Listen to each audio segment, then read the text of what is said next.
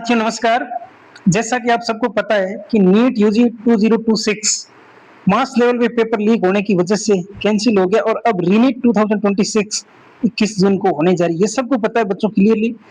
तो हमें आज इस स्ट्रेटेजी के साथ बात करनी है कि रीनीट 2026 के अंदर किस हिसाब से स्टूडेंट को प्रिपेयर करना है कि बहुत बेहतर स्कोर कर सके।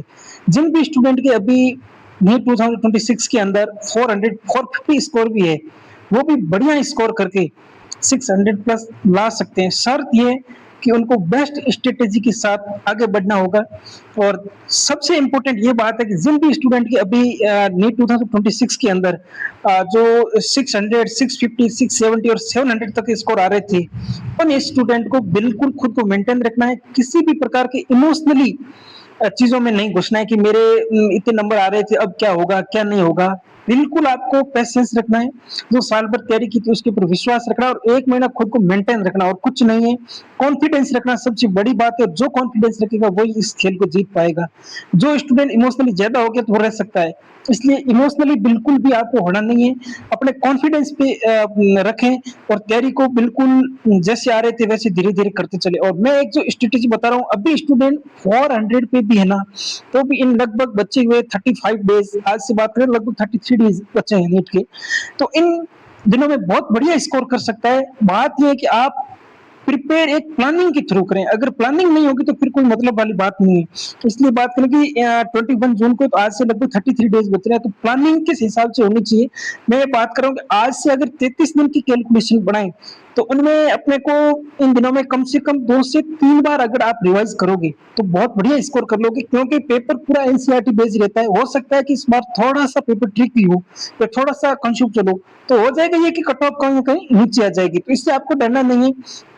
कोशिश ये करनी है कि जो सिलेबस है अपना पूरा, उनको 2 से 3 बार रिवाइज करें। तो मैंने जो स्ट्रेटेजी बनाई उसमें ये है कि आपको जो 33 डेज है उनको एक सिस्टमिक प्लान में कन्वर्ट करना होगा कि पहले अपन ले लेंगे 23 डेज, उसके बाद में 7 डेज रिवीजन और उसके बाद लास्ट के 3 दिन। इस हिसाब से चलोगे तो स्टेप बाय स्टेप आपका सिलेबस बहुत इंप्रूवमेंट हो जाएगा। बिल्कुल एरर लेस चांस होंगे कि आप बढ़िया स्कोर कर सके। तो 23 डेज की पहले बात करें, उनमें आपको करना क्या। अब इन बच्चे हुए दिनों में मॉक टेस्ट हो सके आप फुल के ऊपर ही जाए। पार्ट सिलेबस देने का अब बिल्कुल टाइम नहीं है, क्योंकि आपने जो साल भर तैयारी की थी, जितने भी पार्ट सिलेबस टेस्ट थे वो देख लिए। अब फुल सिलेबस में जाओगे तो उसका एक रीजन ये कि आपका सिलेबस बिल्कुल आप भूलोगे नहीं, कहीं ना कहीं उसके टच में रहोगे। अभी नीट हुआ था, वो ज्यादा दिन हुए नहीं है, 10-15 दिन में आप कोई सिलेबस ज्यादा भूले नहीं हो, तो कहीं ना कहीं पूरे सिलेबस के टच में रहोगे।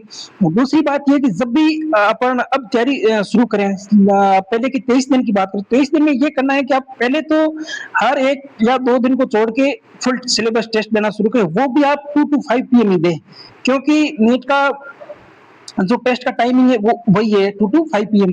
और इस बार जो 15 मिनट एक्स्ट्रा दिए गए, तो आपको बिल्कुल 3 घंटे में ही कोशिश करने की पेपर पूरा कर दें। जो 15 मिनट एक्स्ट्रा है तो वो आप कहीं ना कहीं आपको फायदा ही होगा। और आपको अभी मॉक टेस्ट प्रैक्टिस 3 घंटे के हिसाब से ही करनी है, तो फुल सिलेबस टेस्ट देना है। दूसरी बात, सिलेबस अब फुल सिलेबस तो दे रहे हैं, तो सिलेबस अपने को रिवाइज कैसे करना, सबसे इंपॉर्टेंट बात ये। रिवाइज में आप ये करें, फिजिक्स केमिस्ट्री बायो में कोशिश ये करें कि बायोलॉजी को अब 2 to 3 hours he they per day. Daily पढ़नी, ऐसे नहीं कि आज बायोलॉजी नहीं पढ़ी या 3-4 दिन में बायोलॉजी पढ़ ली, ऐसा नहीं। हर दिन ये कोशिश करें कि या तो सुबह उठते ही बायोलॉजी पढ़ना शुरू कर दें, या इवनिंग टाइम में जब भी आपको जैसा भी सूटेबल लगे, बायोलॉजी कम से कम 2 to 3 आवर्स डेली दे। उसमें पढ़ने का प्लान ये होना चाहिए कि एक बड़ा चैप्टर उठा लिया बायोलॉजी, जैसे कि आपने उठा लिया जेनेटिक्स, तो जेनेटिक्स अब पढ़ना कैसे है। जेनेटिक्स ऐसे नहीं अपना पूरा जैसे थ्रू पढ़ा था साल भर, वैसे नहीं। अब आपको पता है कि वीक एरिया क्या क्या है, सबसे पहले वहां पर जाए। जैसे आपने जेनेटिक्स का पहला चैप्टर स्टार्ट किया, वहां से जो थ्योरी वाले पोर्शन है वो देख लिए, बाद में मेंडल के क्रॉस वाला देख लिया, जैसे लिंकेज पे चले गए, उसके बाद में आप पेडिग्री एनालिसिस वाला पोर्शन देख लिया, लास्ट में डिजीज वाला पोर्शन वो देख लिया। सबसे इंपॉर्टेंट है जहां जहां से आपके क्वेश्चन साल भर गलत हो रहे थे, जिन भी मॉक टेस्ट में जो प्रीवियस ईयर क्वेश्चन जहां से फ्रीक्वेंटली क्वेश्चन पूछा जाता है, उनके ऊपर ज्यादा से ज्यादा फोकस करें। और एनसीईआरटी का हर एक लाइन जो लगभग आपको याद रहती है, इस हिसाब से पढ़ोगे तो चैप्टर बहुत तरीके से आप आगे बढ़ पाओगे। और ये कोशिश करना है कि कहीं ना कहीं आपका चैप्टर जहां से आप बिल्कुल वीक लग रहा था या जहां से आपके कंसेप्ट साल भर क्लियर नहीं हुए थे, तो कोशिश ये करो कि यूट्यूब से कोई वीडियो बढ़िया टीचर का उठा लिया और उस वीडियो से उस कॉन्सेप्ट को क्लियर कर ले, ताकि उस कॉन्सेप्ट को बार बार जबरदस्त तरीके से नहीं पढ़ना पड़े। एक बार पढ़ लिया, कुछ इंपॉर्टेंट चीजें तो एनसीईआरटी में मार्क कर दी, इस हिसाब से चैप्टर पढ़ोगे तो वो आपका क्लियर हो जाएगा।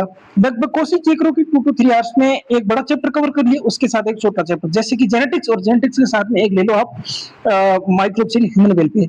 दूसरे दिन यही कैसे कोशिश करो कि आपने उठा लिया मॉलिक्यूलर बेसिस ऑफ इनहेरिटेंस, और उसके साथ में कोई बायोटेक्नोलॉजी का एप्लीकेशन वाला पोर्शन उठा लिया। तीसरे दिन ये शुरू की इवोल्यूशन ले लिया बड़ा चैप्टर, उसके साथ बायोटेक्नोलॉजी प्रिंसिपल वाला।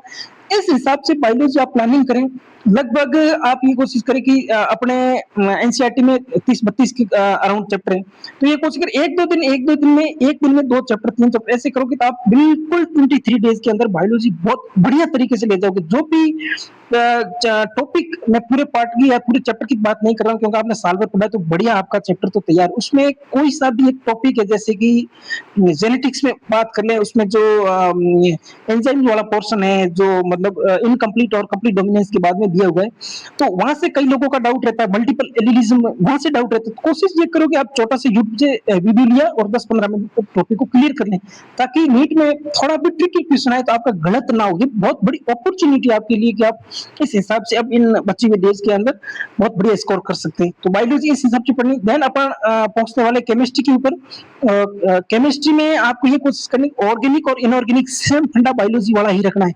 इसमें थोड़ा सा एक्स्ट्रा यही करना है कि क्लास नोट्स के ऊपर आप फोकस करें, जितने भी विशेष कर ये ध्यान रखें कि वही टॉपिक बार बार पढ़े जो आपके क्वेश्चन गलत करवा रहे थे। हर एक टॉपिक को अब इतना टाइम देने की जरूरत है नहीं, क्योंकि साल भर पढ़ा चीजें याद है, उनको सुपरफिशियली देखे, जो टॉपिक बार बार गलत उनको देखे, और एनसीईआरटी में डाटा वाइज जो क्वेश्चन है या एनसीईआरटी के एग्जाम्पल है वो देखे, और प्रीवियस ईयर क्वेश्चन वही देखे जो आपके गलत हो रहे थे, या जेई मेन के पीवाईक्यू देख ले जो फ्रीक्वेंटली नीट के अंदर उनके कॉन्सेप्ट मल्टीपल टाइम रिवाइज हो रहे थे वो देख ले। बाकी आप फिजिकल केमिस्ट्री की बात करोगे तो फिजिकल में मेरा तो ये मानना है अब थ्योरी पढ़ने का कोई ज्यादा मजा नहीं है। जिस भी चैप्टर में आपको कॉन्फिडेंस है तो वहां से आप सीधा न्यूमेरिकल उठाए, 15-20 क्वेश्चन उठाए और उस डायरेक्ट उन क्वेश्चन का एनालिसिस किया। जैसे कि आपने 20 क्वेश्चन किए, 20 में आप ये कोशिश करें 15-16 आपके राइट है और 4 क्वेश्चन गलत हुए, तो उन क्वेश्चन के आप कॉन्सेप्ट या फॉर्मूला जो चैप्टर में है उसको रिवाइज करें और सुपरफिशियल चैप्टर को देख ले, ताकि वो चैप्टर बहुत बढ़िया क्लियर हो जाएगा। हो सकता है नीट में थोड़ा बहुत डिफिकल्ट भी आए तो आपकी प्रैक्टिस भी बढ़िया हो जाएगी और चैप्टर भी तैयार हो जाएगा। ये कोशिश करें केमिस्ट्री दिन में 3 से 4 घंटे पढ़ ले, उसमें ये कोशिश करें कि एक दिन ऑर्गेनिक पढ़ ली काफी हद तक, सेकंड डे इनऑर्गेनिक पढ़नी और थर्ड डे फिजिकल पढ़ ली। तो तरीका इस हिसाब से होना चाहिए कि आप 23 डेज फर्स्ट के अंदर एक बार सिलेबस बहुत बढ़िया तरीके से कर लें, ठीक है। फिजिकल और देन अपन बात करें फिजिक्स में, तो फिजिक्स में ये कॉन्सेप्ट फिजिकल वाला जो मैंने बताया वही क्वेश्चन के थ्रू थ्योरी में जाए, या किसी भी चैप्टर में आपको लग रहा है जैसे आपने उठा दिया अल्टरनेटिव करंट, उसमें ज्यादा कोई थ्योरी पे माथा मारना नहीं, डायरेक्ट आप क्वेश्चन के थ्रू जाए और वहां से आप जो भी क्वेश्चन आपको गलत हो रहा है, जिस कॉन्सेप्ट आपको लग रहा है कि कॉन्सेप्ट वीक है, उस कॉन्सेप्ट को नोट से देख लें, या ये कोशिश करें उस जो कॉन्सेप्ट आपका वीक है बार बार क्वेश्चन गलत हो रहा है तो आप यूट्यूब से उसको 10-15 मिनट में क्लियर कर दें। इस हिसाब से, या किसी भी चैप्टर में आपको लग रहा है कि कॉन्सेप्ट जो क्लियर बट फॉर्मूले याद नहीं आ रहे, तो पहले फटाफट उसके फॉर्मूले देख लो और देन न्यूमेरिकल पे जाओ। तो ये बेहतर तरीका होगा अब पढ़ने का। आपको स्मार्ट तरीके से अब पढ़ाई करनी होगी, ऐसा नहीं कि अपन ए टू जेड पढ़े, वो नहीं, स्मार्टली आप फोकस करोगे तो आप नीट में निश्चित रूप से बहुत बढ़िया स्कोर कर पाओगे। इसी लिस्ट के साथ